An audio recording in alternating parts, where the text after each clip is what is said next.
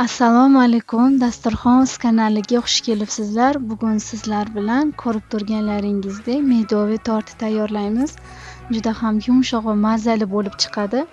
Har qanday dasturxonimizni ko'rki hisoblanadi va sizlarga albatta yoqadi degan umiddaman.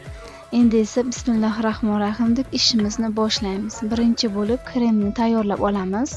5 osh qoshiq to'la un va 400 gram shakarimizni aralashtirib olamiz va bir pachka vanilin shakarni ham solib olamiz. Ketidan 1 litr sutimizni solib aralashtirib olamiz va bitta tuxumni qolgan sutimizga solib olib, buni ham solib aralashtirib olamiz. Endi buni gazda past olovda tinmay aralashtirib turib, mana shunday quyi holda keltirib pishirib olamiz va boshqa idishga solib olib sovitishga qo'yamiz. Mana sovib bo'lgach, bunga 200 gram sливочный maslo solib olib aralashtirib olamiz. Xona haroratda bo'lishi kerak sливочный maslo. Endi esa medoviyni kojlarini pishirib olamiz. 4 ta tuxum va 300 gram shakarni solib olib, shakarlar erib ketguncha aralashtirib olamiz.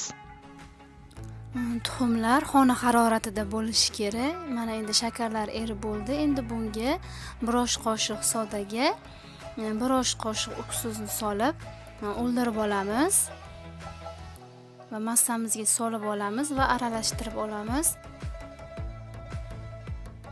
Va aralashtirib bo'lib, endi tabaga 4 osh qoshiq asalni solib, qizdirib, jigar rangi kirguncha, o'zimiz xohlagan rangi kirguncha pishirib olamiz va bunga ozginagina soda qo'shib olib, aralashtirib turamiz, ranglari o'zgarguncha.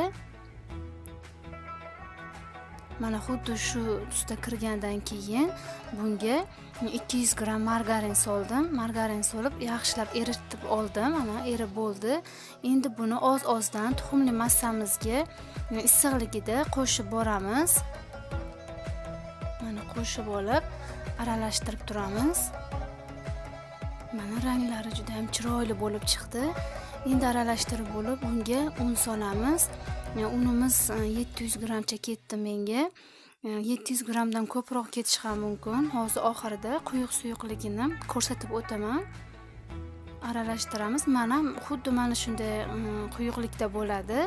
Va endi buni chetga olib qo'yib, listimizga, pishiradigan listimizga sariyog' masla surtib, xamirdan 2-3 osh qoshiq solib, qo'limizni yog'lab, yoyib olamiz. Un bilan yoysak ham bo'ladi.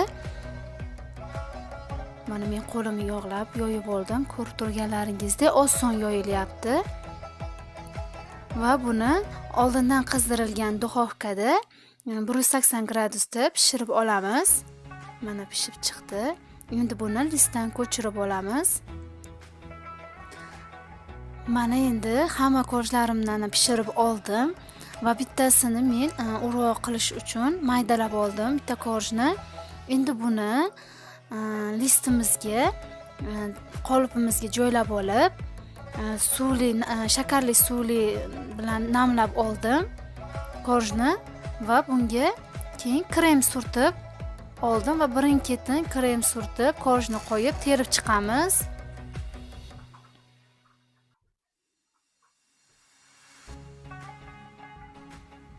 Mana yana shakarli suv bilan namlab olib, krem surib, kojlarimizni qo'yib chiqamiz.